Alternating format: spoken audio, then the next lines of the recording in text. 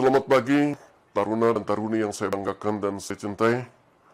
Terima kasih kepada Tuhan yang telah memberikan kesehatan, kesempatan untuk tetap muka kembali lagi, memiliki kekuatan kita untuk mau tetap bertatap muka dalam proses belajar mengajar yang terpaksa kita lakukan dengan jarak jauh karena kebijakan pemerintah dalam rangka social distance terhadap berjangkitnya wabah COVID-19.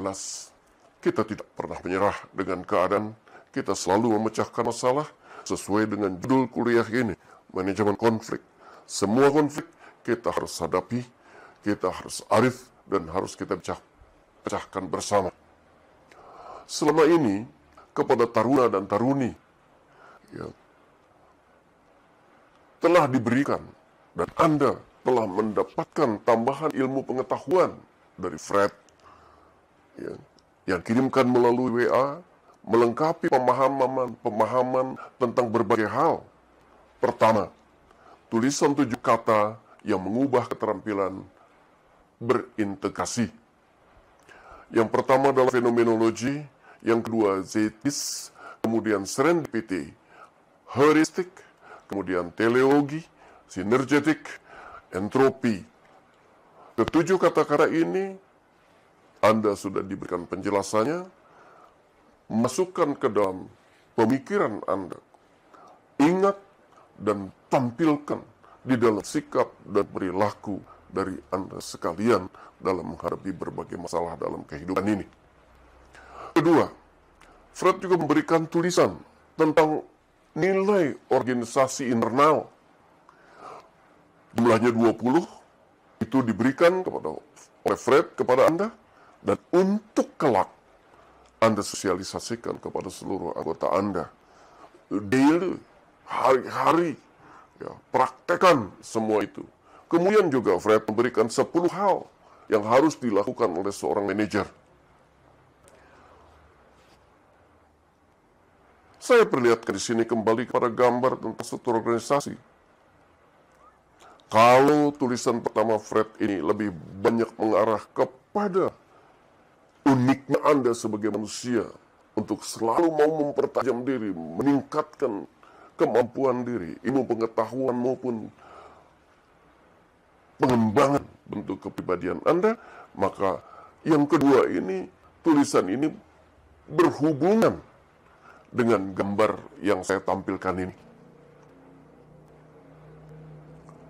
Anda lihat, gambar itu menjadi dasar dari semua cara kita berpikir di dalam berorganisasi.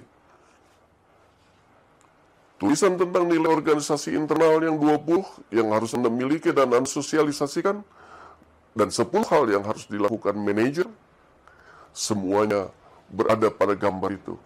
Kalau Anda menjadi pemimpin, Anda ada di tengah organisasi itu dalam memanage semua organisasi untuk mencapai tujuan yang telah kita sepakati, maka nilai-nilai itu harus Anda berlakukan setiap hari, baik yang 20 gitu, maupun yang 10 yang harus dilakukan oleh manajer. Silakan Anda baca kembali, Anda lihat kembali, supaya tidak hanya sekedar saya berbicara, tetapi Anda melakukan pendalaman sendiri sehingga materi itu melekat menjadi bagian dari perilaku Anda yang selamanya Anda dapat ingat dan dapat praktekkan dalam kehidupan sehari-hari sebagai seorang pemimpin. Contoh pasti, aktual. Ingat itu? Anda sudah memahami itu jauh sebelumnya, bahwa Kementerian Hukum dan HAM menggunakan nilai ini. Pasti aktual untuk imigrasi. Inilah yang membuat semua anggota yang ada di jajaran keimigrasian harus memegang teguh ini. 20 langkah dan 10 yang harus lakukan manajer harus selalu berpegang teguh terhadap nilai-nilai yang disusun bersama ini. Lanjut, saudara-saudara. Yang keempat adalah tulisan, I'm the customer. Ingat uraian saya dahulu, why customer leave? Ya. Kenapa? Baca lagi tulisan yang disampaikan oleh Pak Fred itu dengan teliti, pelajari, masukkan ke dalam diri Anda pemahamannya. Tapi ingat bahwa uraian terdahulu yang mengatakan why customer leave, karena satu saja, bahwa kita kasar. Oleh karena itu, hilangkan sifat-sifat tidak melayani, karena apapun seorang insan imigrasi memiliki karakter tegas, berikan pelayanan kepada masyarakat. Oleh karena itu, tampilkan sikap pelayanan terbaik yang berupa keramahan. 5. Tulisan 3 pertanyaan pada diri sendiri dan kata-kata, yesterday I was clever, so I wanted to change the world. But today I'm wise, so I'm changing myself. Saudara, ya, bagi seorang yang bijak, ya, dia selalu melihat, menangkap, dan memperlakukan dirinya. Saya mau rubah diri saya setiap saat untuk menjadi differently and better. Setiap hari, setiap saat berusaha menyempurnakan diri. 6. Tulisan tentang empower. Baca lagi semua yang disampaikan oleh Fred. Saya pernah juga memberikan pada saudara-saudara, ya, bahwa empowerment itu konsepnya adalah actors. Singkatan dari actors. A-nya adalah aktor. Anda harus jadi aktor. Jangan jadi pengikut saja. Anda yang memainkan peran, menjadi aktor. Dan permainan peran itu menunjukkan esensi C. Tadi, actor. Yang keduanya C, komitmen dan kompetensi. Artinya, Anda mampu dan bersikap jelas dan tegas di dalam melaksanakan sesuatu. Memiliki komitmen sesuai dengan tujuan yang ingin dicapai. T-nya apa? Nah, actors, nomor 3-nya T. T-nya adalah trust. Kalau Anda melakukan seperti itu, sikap Anda juga seperti itu. Ya kan? Kompetensi Anda juga seperti itu. Orang akan memberikan trust kepada Anda. Anda jadi orang yang dipercaya. Dan kalau Anda jadi orang yang dipercaya, maka informasi akan selalu Anda dapat ambil, dapat tangkap, saling berbagi dengan yang lainnya karena kepercayaan itu, dan memunculkan opportunities. Setiap opportunity, ya, kalau digarap dengan baik dan memunculkan profit, kemudian dibagi, merasakan adanya kenyamanan, orang pasti akan muncul nanti responsibility.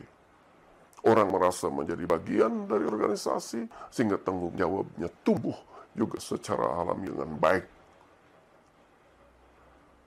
Kalau itu semua sudah terjadi, ya mudah. Tinggal S-nya tadi, support. Pimpinan tinggal support aja anggota. Ya kan? Semua udah berjalan dengan baik, dengan tanggung jawab, dan memanfaatkan peluang, bekerja bersama-sama.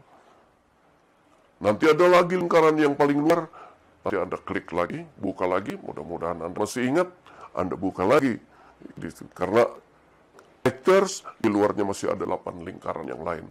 Ya, selalu memegang visi, melakukannya dengan keteladanan, kan gitu. Komunikasikan dengan aktif, melibatkan struktur, ya, berorientasi pada pengembangan individu, tidak melupakan pengembangan tim, ya, orientasi jasa pelayanan kepada masyarakat. Ingat itu. Lanjut ke 7. Fred memberikan tulisan kembali tentang penekanan tentang pentingnya experiential learning cycle. Kembali diulang. Ya, kenapa? Sisi lain dari proses pembelajaran melalui pengalaman yang sangat penting dalam menumbuh kembangkan diri Anda, tidak hanya di dalam ilmu pengetahuan, tetapi termasuk juga di dalam pengembangan kepribadian individu Anda masing-masing untuk diri Anda maupun dalam hubungan Anda dengan orang lain. Individu, kelompok maupun organisasi. Kedelapan, Fred memberikan juga tulisan tentang pilihan Anda tentang sikap. yang harus Anda ambil dalam menghadapi satu kejadian. Apakah akan submisif, seperti ikan gurame, menghindar, calm, atau agresif seperti ikan hiu, atau asertif seperti ikan dolphin? Dalam buku Dolphin Strategy diingatkan kembali bagaimana pentingnya sikap asertif di dalam menghadapi permasalahan-permasalahan yang Anda temui.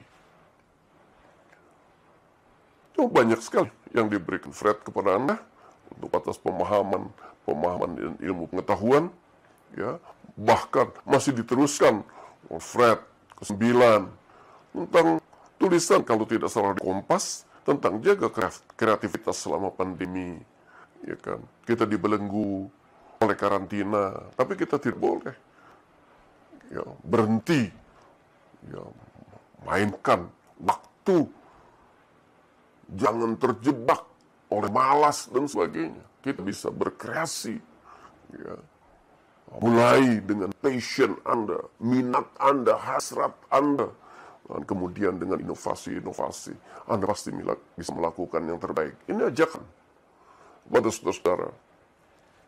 Selama ini saudara, para taruna dan taruni enak berkumpul dengan teman-teman, ya, masuk kelas dan sebagainya. Sekarang tidak bisa. Cari langkah-langkah baru yang bisa memungkinkan Anda berkomunikasi dan tetap dalam proses belajar mengajar, termasuk membaca literasi yang bisa Anda ambil dari Google.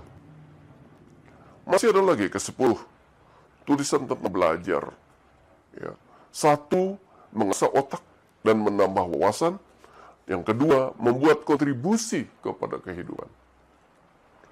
Ke-11, video tentang seorang ayah yang memiliki 4 orang anak laki-laki, ya, di mana anak laki-laki ini diberikan tugas untuk mengamati pohon pir, tapi mereka mengamati di dalam 4 musim yang berbeda. Di dalam tulisan itu Fred menuliskan satu kata-kata indah di situ. Don't let the disappointment or pain in one season destroy of the joy of all the rest. In daily life, we often judge someone's action based on surface appearances, but we may not know the other person true situation or the fact of matter. Therefore, our judgment can hurt others and do damage to our relationship. Artinya, Anda melihat sesuatu itu, ya, harus komprehensif, harus melihat dari berbagai hal. Ya, di dalam kehidupan kita sehari-hari, seringkali kita hanya memutuskan bahwa orang ini begini, tapi tidak mampu melihat secara keseluruhan. Oleh karena itu, jadilah orang bijak melalui video yang ditayangin oleh Fred tentang seorang ayah yang memiliki 4 anak laki-laki. Ya, Anda bisa juga lihat di YouTube. Ya, di YouTube ini ada. Ya. Kemudian, taruna-taruni juga telah mendapatkan gambar dan tulisan demi sebentuk intan. Gitu ya. Tulisan itu juga di Kompas, diambil oleh Fred untuk Anda dalam proses kantina ini. Gitu ya. Ingat kembali tentang ajaran saya. Ya, bahwa saya katakan Anda adalah berlian-berlian yang punya, kalau berlian itu memiliki unsur 4C. Ingat itu, ya. Kita bisa lihat, ya, dan itu adalah Anda. 13. Tulisan yang ke-13 yang diberikan kepada Anda, para taruna dan taruni, adalah The 10 Laws of Leadership. Kita lihat lagi. Oh, ternyata di situ. Itu. Kita gambar ini sebagai konsep tool thinking kita. Kemudian kita bicara di situ yang di merah itu. Pemimpin. 1. Ya, dalam the 10 law of leadership itu. Pemimpin harus mempunyai visi. Kedua, harus mempunyai disiplin. Ketiga, mempunyai kebijaksanaan. Keempat, mempunyai keberanian. Kelima, kerendahan hati. Keenam, dia pengambil keputusan. Ingat kata saya, bahwa kalau tidak berani mengambil keputusan, jangan jadi pemimpin, jadi staff saja. Ya, oleh karena itu, pemimpin itu seorang pengambil keputusan. Dia harus jadi decision makers. Kemudian 7, mengembangkan persahabatan. Indah hidup ini, manakala Anda mampu mengembangkan persahabatan dengan orang-orang di sekitar Anda. Kedelapan, berlatih memahami situasi dan mampu berdiplomasi untuk memberikan kebaikan-kebaikan terhadap situasi yang Anda temui ini. Kesembilan, mengembangkan kemampuan eksekutif. Ya, artinya, kalau Anda duduk di satu tempat, di satu jabatan, kembangkan kemampuan itu. Ya, bahwa Anda adalah pemimpin, dan Anda mau memimpin, Anda berani memimpin, dan Anda mampu untuk memimpin orang lain. Karena Anda sudah banyak belajar dan memiliki pengalaman-pengalaman, sehingga memunculkan kebijakan tentang perilaku-perilaku yang mature di hadapan orang lain, sehingga mampu menggerakkan semua orang untuk mencapai tujuan bersama yang telah disepakati sebelumnya. Kenapa selalu saya gambarkan ini? Supaya Anda ingat ya, bahwa konsep tentang manajemen, konsep tentang organisasi, semua ada di wadah yang sederhana dalam gambar ini. Paling tidak konsepnya. Hingga Anda gampang memasukkannya. Oh, saya berbicara soal kepemimpinan di sini. Oh, saya berbicara tentang organisasi, tentang manusianya. Atau tentang marketingnya, dan sebagainya. Oleh karena itu, pada hari ini kita lanjutkan dengan materi baru. Kita melangkah lagi dalam menyelesaikan perkelahian manajemen konflik ini, sisa yang belum kita lakukan. Ya, hari ini kita lanjutkan dengan materi lanjutan. Bagaimana menangani konflik. Kita bicara metode menangani konflik. Kita lihat metode untuk menangani konflik. Metode yang sering digunakan untuk menangani konflik adalah pertama, kurangi konflik itu. Ya. Kalau baca begini kan harus diingat susah. Coba Anda sambil renung, sambil membayangkan gimana ya maksudnya mengurangi konflik ini ya. Gambaran sederhananya ada orang berkelahi. Kita lihat gambar lagi di atas. Tuh, ada orang yang berhadapan berdua. Ya kita kurangi konflik. Ada apa? Sebentar ya, bentar ya. Kita pisahkan dulu. Paling tidak kan begitu. Jadi pertama untuk menangani konflik itu dengan mengurangi konflik. Kalau ada isu mulai ada hal yang mempertentangkan orang lain, ya kita hadapkan. Sebenarnya ada apa? Yuk kita temukan, kita cari usaha. Oke, tunda dulu, redam dulu. Ya seperti itu. Kedua, dengan menyelesaikan konflik. Kalau memang konfliknya terjadi, ya kita panggil ke tempat yang nyaman bagi keduanya. Kemudian kita hadapkan, kita tanya, kita urai. Itu menyelesaikan konflik. Ya, kita beri saran, langkah-langkah. Kita berikan kemungkinan-kemungkinan yang buruk akibat semua itu. Nah, itu adalah menyelesaikan konflik. Yang metode mengurangi konflik, kita lihat. Untuk menguraikan yang pertama ini,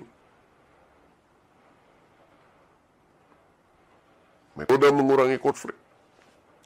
Untuk metode pengurangan konflik, salah satu cara yang sering efektif adalah dengan mendinginkan persoalan terlebih dahulu, cooling down. Oke, tunda dulu. Kan kira-kira begitu ya.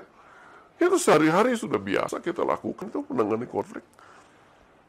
Bedanya, Anda sekarang sedang belajar ilmu pengetahuan, sehingga merangkai kata-katanya kira-kira seperti ini.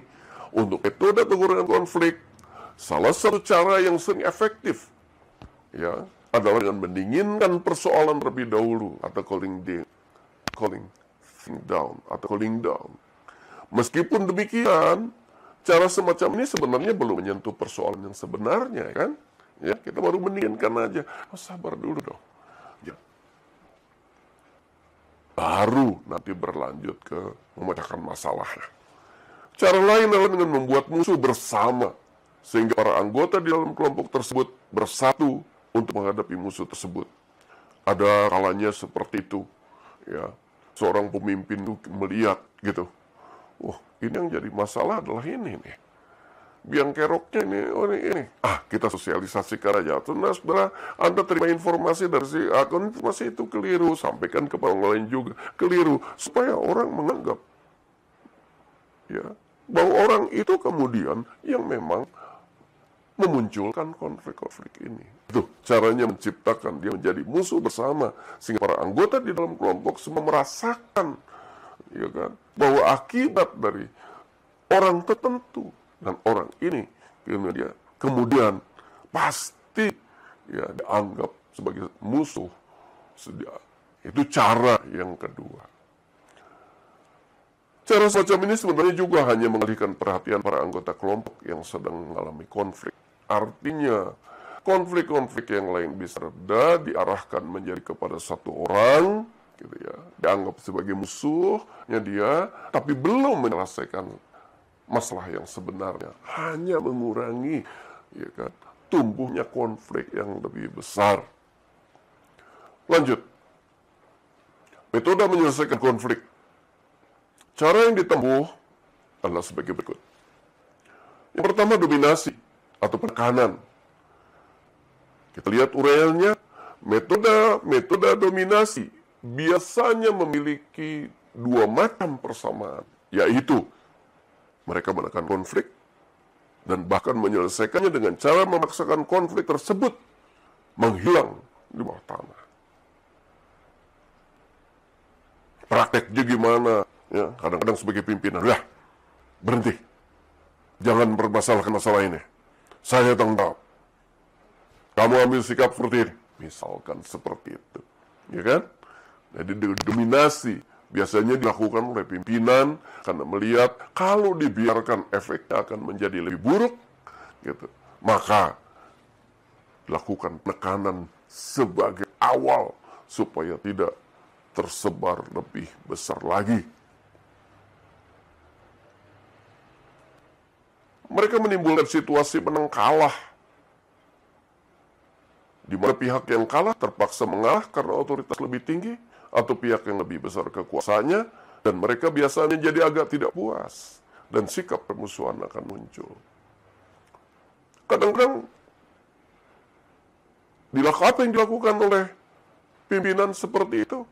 Mampu sementara menekan konflik, tapi belum muncul ya. Artinya tidak muncul di atas permukaan, tapi di bawahnya masih belum selesai. Kalau tidak ditindaklanjuti dominasi penekanan ini, ya orang yang merasa bahwa tetap dia merasa dirugikan, tetap tidak puas. Ya. Kalau dibiarkan berlanjut, ya nanti ada rasa permusuhan yang lebih besar justru. Oleh karena itu, dominasi atau penekanan ini sebagai salah satu metode menyelesaikan konflik boleh dilakukan, tetapi tidak hanya sekedar melakukan penekanan. Dominasi kadang-kadang dilakukan hanya karena dengan bersifat sementara saja. Tindakan dominasi dapat terjadi dengan macam-macam, ya, sebagai berikut. Satu, memaksa, seperti yang saya jelaskan itu. Yang kedua, membujuk. Udahlah, jangan dulu dipersoalkan itu. Tolong lihat saya ya. Nah, kira-kira seperti itu bentuk perilakunya. Ada ragamnya banyak. Ya, itu ada kemampuan-kemampuan pribadi tertentu. Silakan Anda pelajari sendiri semua itu. Tapi prinsipnya ada satu tadi yang sifat memaksa, dominasi ini. Dan yang kedua sifatnya lebih lunak, yaitu membujuk. Penjelasan. Dalam hal memaksa, apabila orang yang berkuasa pada pokoknya menyatakan, enggak, jangan banyak bicara, saya berkuasa di sini, laksanakan aja perintah saya, maka tidak ada argumen lain selain berhenti. Supresi otokratis, atau sikap otokratis gitu ya, demikian menyebabkan timbulnya ekspresi-ekspresi konflik yang tidak langsung, tapi destruktif. Seperti misalnya ketaatan dengan sikap permusuhan. Atau malicious obedience. Tadi, seperti yang saya jelaskan, ya, sementara konflik tidak muncul, tapi tidak terselesaikan karena dia tidak lanjut. Dan kemudian bisa terjadi munculnya sikap yang destruktif. Ya, dia bela orang itu aja. Ya, saya tidak dibela. Ya, akhirnya mengambil sikap permusuhan.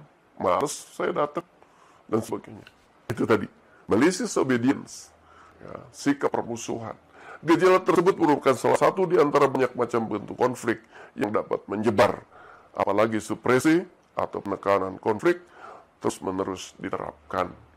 Saudara-saudara, lihat bedanya, ya kan? Lihat artinya, lihat akibatnya dari menyelesaikan konflik dengan cara memaksa seperti itu. Ya, supaya Anda tahu benar bahwa langkah-langkah yang sifatnya memaksa dalam menyelesaikan konflik ini belum menyelesaikan masalah yang sebenarnya. Membujuk merupakan sebuah cara untuk menekan, mensupresi konflik dengan cara yang lebih diplomatik. Manajer mencoba mengurangi luas dan pentingnya ketidaksetujuan yang ada dan mencoba secara sepihak membujuk pihak lain untuk mengikuti keinginannya. Apalagi manajer memiliki lebih banyak informasi dibandingkan dengan pihak lain tersebut dan sarannya cukup masuk akal, maka metode tersebut dapat bersifat efektif. Tapi, andai kata terdapat perasaan bahwa manajer menguntungkan pihak tertentu atau tidak memahami persoalan yang berlaku, maka pihak yang kalah akan menentangnya. Ini di dalam proses menyelesaikan konflik dengan cara membujuk. Lanjut, saudara-saudara. Menghindari, avoidance.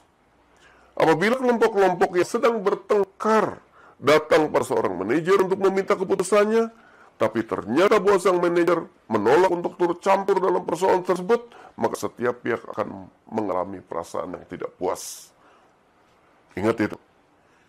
Jadi manajer tetap harus menyelesaikan konflik. Memang perlu diakui bahwa sikap pura-pura bahwa tidak ada konflik merupakan sebuah bentuk tindakan menghindari. Ya.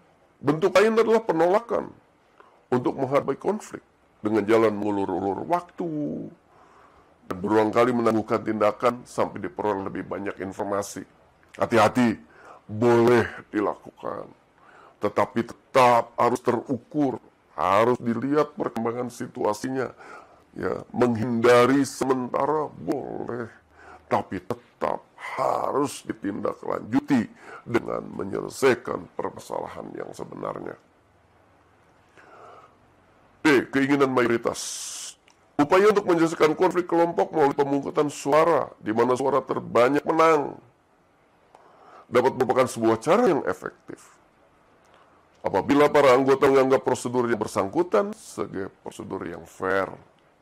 Tapi, ingat, apabila salah satu blok yang memberikan suara terus-menerus mencapai kemenangan, maka pihak yang kalah akan merasa diri lemah dan mereka akan mengalami frustrasi.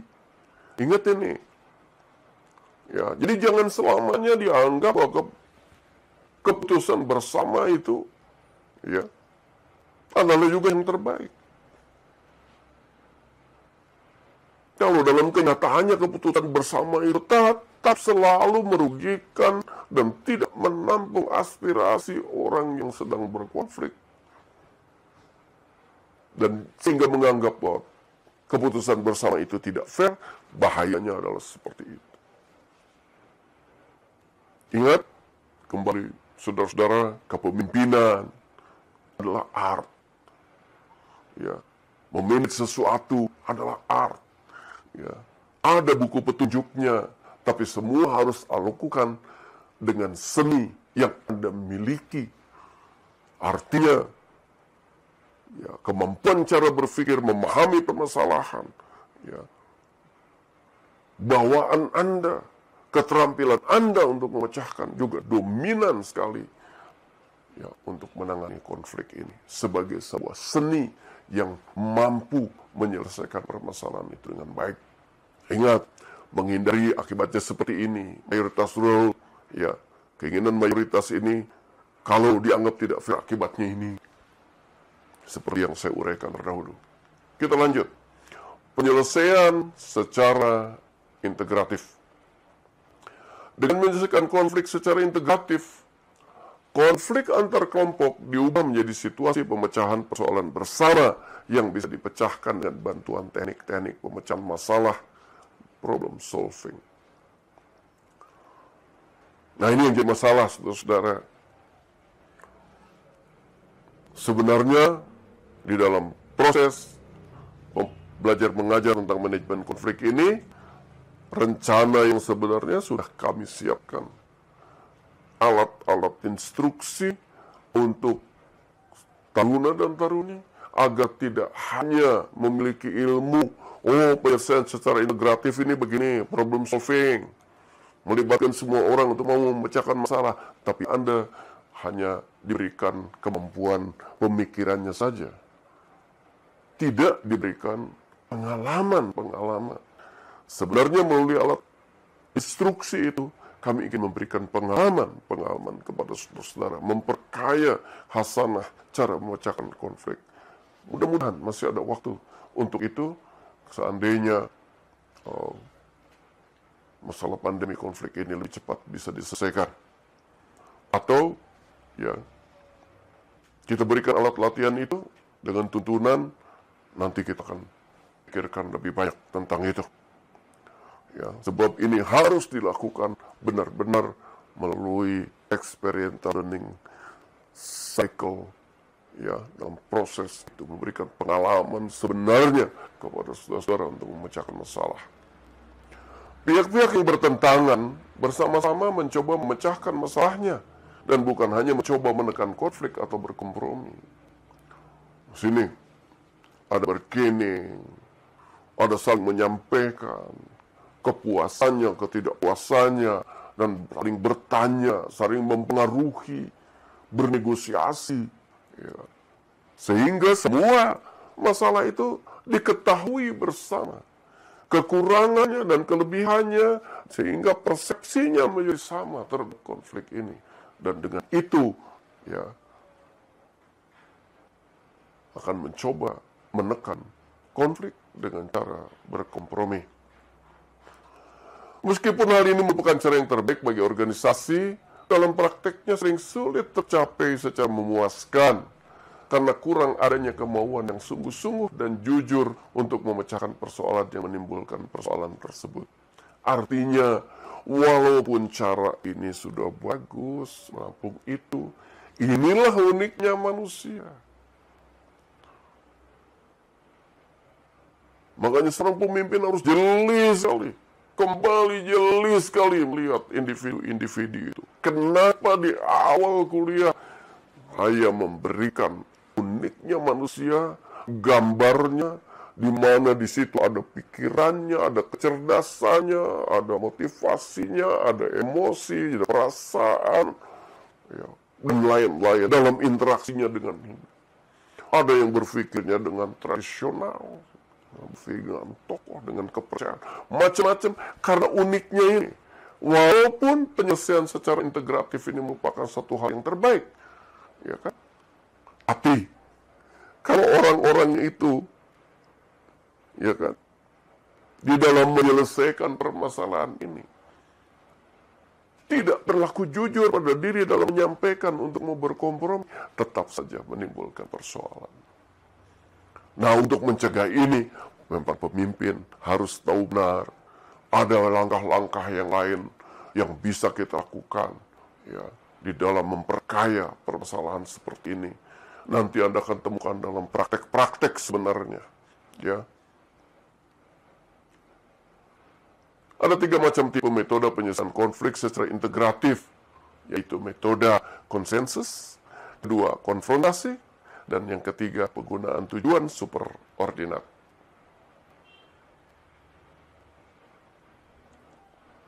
Anda bisa baca terus, ya. Itu dari Winardi 1994 halaman 84 sampai 89. Yang ketiga, kompetisi. Penyelesaian konflik yang menggambarkan satu pihak mengalahkan atau mengorbankan yang lain. Penyelesaian bentuk kompetisi dikenal dengan istilah win-lose. orientation. Orientasi menang kalah. Yang terdiri dari 5. Yang pertama, menang kalah, win-loss. Saya menang dan Anda kalah. Gaya ini, seorang ini cenderung menggunakan kekuasaan, jabatan, mandat, ya, dengan mengorbankan orang lain.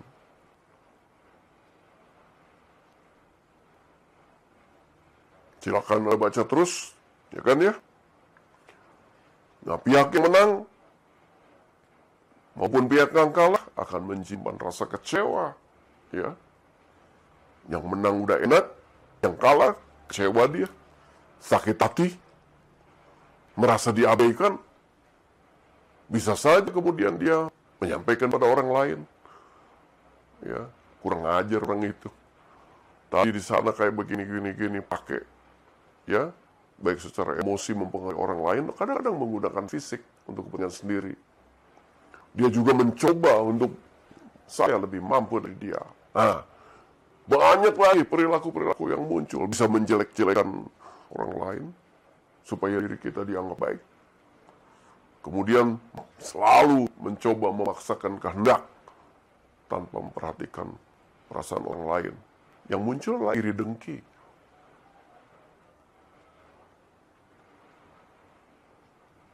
Yang kedua, loss win, kalah menang. Dalam gaya ini seorang tidak mempunyai tuntutan, visi, dan harapan. Ia cenderung cepat menyenangkan atau memenuhi tuntutan orang lain. Mereka mencari kekuatan dari popularitas atau penerimaan.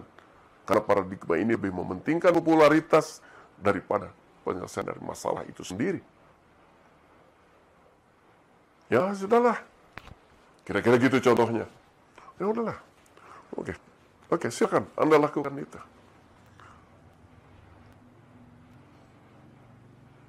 Tapi apa dengan langkah yang seperti itu menyelesaikan masalah? Ya sementara tadi selesai masalahnya.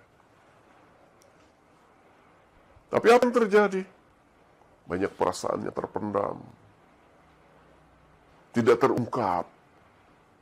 Kadang-kadang jadi penyakit psikosomatik, ya, sesak nafas, saraf, gangguan sistem peredaran darah, yang wujud dari kekecewaan dan kemarahan yang mendalam.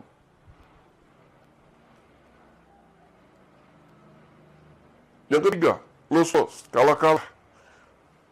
Biasanya terjadi jika orang yang bertemu sama-sama punya paradigma menang kalah.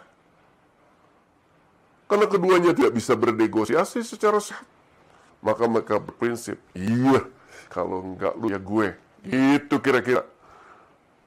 Ya kan? Gue hancur, lu juga hancur.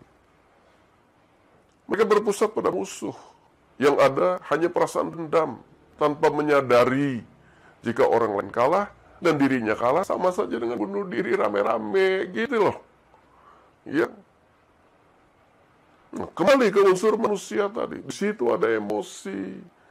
Di situ ada feeling. Jadi seorang manajer di dalam menyelesaikan permasalahan itu harus punya dasar pemahaman tentang manusia. Harus awas kalau dia lihat emosi, terendam emosinya. Ya kan? Kalau kita belum tahu pendapat orang itu, bagaimana kita menggali perasaannya. Ya. Kemudian ketiga, melihat kasusnya itu ada motivasi apa sih di belakangnya. Ya. Kita lihat juga, oh orang ini cara berpikirnya seperti ini ya.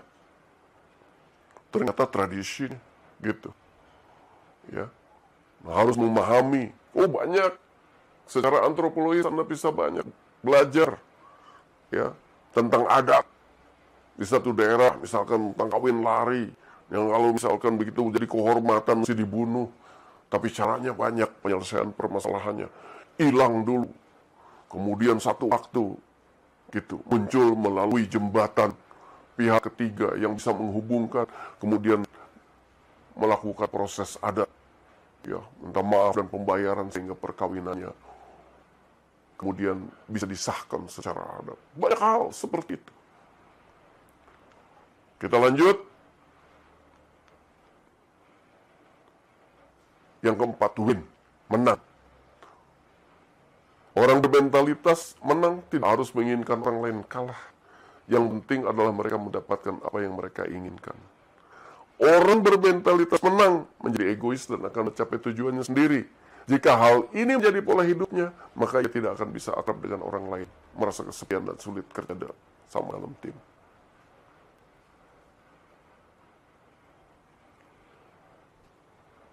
Saya pernah cerita kepada Anda, kira-kira orang ini memang superior. Salah satu sifat dalam manusia, uniknya manusia itu. Dia selalu ingin menang. Orang lain tidak ada dianggap oleh dia. Akhirnya apa yang terjadi? Ya gimana orang bisa akrab? Ya. Orang-orang bahkan menghindar dari dia. Akibatnya dia hidup sendiri. Tapi kalau yang superior, sifat superior ini sangat dominan, dia nggak peduli juga tuh dia kesepian. Hampir boleh dikatakan dia nggak punya rasa dalam berhubungan dengan orang lain. Dia nggak peduli sama orang lain. Yang kelima, win-win, menang-menang. Menang-menang adalah kerangka pikiran dan hati yang terus-menerus mencari keuntungan bersama dalam semua interaksi. Menang-menang berarti mengusahakan semua pihak merasa senang dan puas dengan pemecahan masalah atau keputusan yang diambil. Paradigma ini memandang kehidupan sebagai arena kerjasama, bukan persaingan. Paradigma ini akan menimbulkan kepuasan kepada kedua belah pihak dan akan meningkatkan kerjasama kreatif. Saudara-saudara, makin banyak belajar ilmu pengetahuan, makin banyak berlatih keterampilan, makin banyak pengalaman, ya, seperti yang diulang-ulang oleh Fred tentang skill, knowledge, dan attitude, ditambah dengan experience dia, memunculkan responsibility dan accountability. Orang-orang yang sudah tumbuh dan berkembang dengan baik di dalam kompetensi dasar maupun kompetensi kerja pasti memiliki sikap win-win. Dia selalu menyelesaikan masalah yang ditemui dengan arif, membimbing orang-orang karena keterbatasannya, kemudian memunculkan konflik, digiringnya ke satu tempat supaya mereka menjadi tim yang kuat dan mereka bisa melaksanakan pemecahan masalah dengan prinsip menang-menang. Keempat, kompromi. Melalui kompromi mencoba menyelesaikan konflik dan menemukan dasar yang di tengah dari dua pihak yang berkonflik. Cara ini lebih memperkecil kemungkinan untuk munculnya permusuhan yang terpendam dari dua belah pihak yang berkonflik, karena tidak ada yang rasa menang maupun kalah. Meskipun demikian, dipandang dari pertimbangan organisasi, pemecahan ini bukanlah cara yang terbaik. Ingat, karena tidak membuat penyelesaian yang terbaik bagi organisasi. Hanya untuk menyenangkan kedua belah pihak yang saling bertentangan atau berkonflik saja. Ingat ini, beda tadi dengan win-win. Ya. Kompromi sampai tingkat win-win itulah yang sebenarnya diharapkan. Yang termasuk kompromi diantaranya adalah akomodasi. Penyelesaian konflik yang menggambarkan kompetensi bayangan cermin yang memberikan keseluruhannya penyelesaian pada pihak lain tanpa ada usaha memperjuangkan tujuannya sendiri. Diakomodir gitu loh ya sudahlah, kamu kan pengennya begitu, tapi kan belum bisa dicapai. Ya sudah, dia mampunya seperti itu, ya sampai ke situ aja. Kita tunda, nanti kalau kita lebih maju kita bisa. Nah kira-kira begitu diakomodir gitu ya. Proses tersebut adalah taktik perdamaian. B. Sharing. Suatu pendekatan penyelesaian kompromistis ya, antara dominasi kelompok dan kelompok damai. Satu pihak memberi dan yang lainnya menerima sesuatu. Kedua kelompok berpikiran moderat, tidak lengkap tapi memuaskan. Ada beberapa bentuk kompromi lainnya, diantaranya separasi, di mana pihak yang berkonflik dipisahkan hingga mencapai satu pemecahan masalah. Pisahkan dulu, baru kita urut sampai terpecahkan masalahnya. Separate, pisahkan dulu. Atrasi, yaitu pihak yang berkonflik tunduk pada keputusan dari pihak ketiga, biasanya pihak manajer. Ya, itu atrasi itu. Nah, berhenti dulu. Sampai di situ. Nanti kita cari jalan keluar. Tapi Anda Jangan ribut dulu. Diam sampai ada keputusan oleh saya. Jelas? Kira-kira begitu. Nah, ya, mengambil keputusan berdasarkan faktor kebetulan. Ya, lempar uang logam. Nah, mau ngomong gini, coba, kamu milih apa? Milih apa? Tek, tok, jatuh. Oke, terima. Ada cara-cara seperti itu. Tapi ada catatannya. Yang sedang berkonflik ini dua-duanya setuju. Gitu ya. Kalau satu dipaksa setuju, nah lain lagi ceritanya. Menyogok, yaitu salah satu pihak menerima imbalan mengakhiri konflik yang sedang terjadi. Ini ada konflik, ini permasalahan uang kayak gini. Dan nih, saya kasih duit sama kamu, sementara jangan permasalahkan dulu itu. Malu, ngehadapin orang kayak begini. Kamu nggak dulu, pakai dulu ini. Berhenti dulu, nanti kita lakukan. Itu teknik-teknik berkompromi. Ya, di antaranya seperti itu yang dilakukan oleh manajer. Ya, mungkin banyak lagi yang lainnya. Gitu. Saudara, dari semua yang saya uraikan ini, kembali Anda baca. Kembali Anda renungi. Kembali Anda kepada konsep. Ya. Kita lihat di gambar pertama, kembali ke gambar pertama itu, misalnya. Sama saja kan? Saya gambarkan konsep administrasi dalam arti luas. Nah, tinggal kita lihat di situ, di mana kita berdiri sekarang. Saya jadi pemimpin atau jadi anggota. Anggota saya di mana? Saya di personil, atau di bagian logistik, atau di bagian operasional, atau di bagian ya, marketing, atau di bagian mana. Ya. Terus apa pengambil keputusan? Pengambilan keputusan diambil oleh pimpinan. Di mana saya mesti ikut? Kan meletakkannya cuma gampang aja, seperti itu. Kalau kita bicara nilai, ya ada nilai-nilai apa di dalam organisasi dan manajemen ini dalam mencapai tujuan itu. Imigrasi adalah pasti aktual, karena bagian dari Kumham. Ya pegang teguh itu. Kita harus profesional.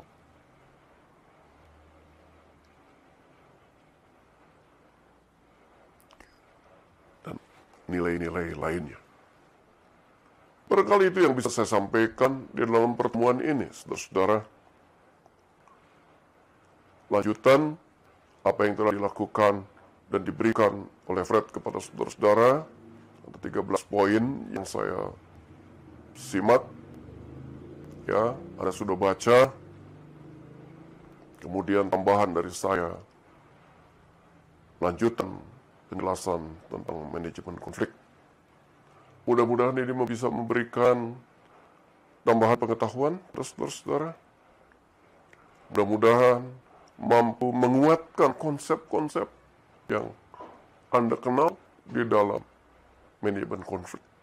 Maupun konsep manusianya, konsep konfliknya sendiri, konsep manajemennya sendiri dalam arti administrasi, dalam arti luas, dan kemudian konsep how to manage konfliknya. Belum selesai, kita masih akan bertemu lagi.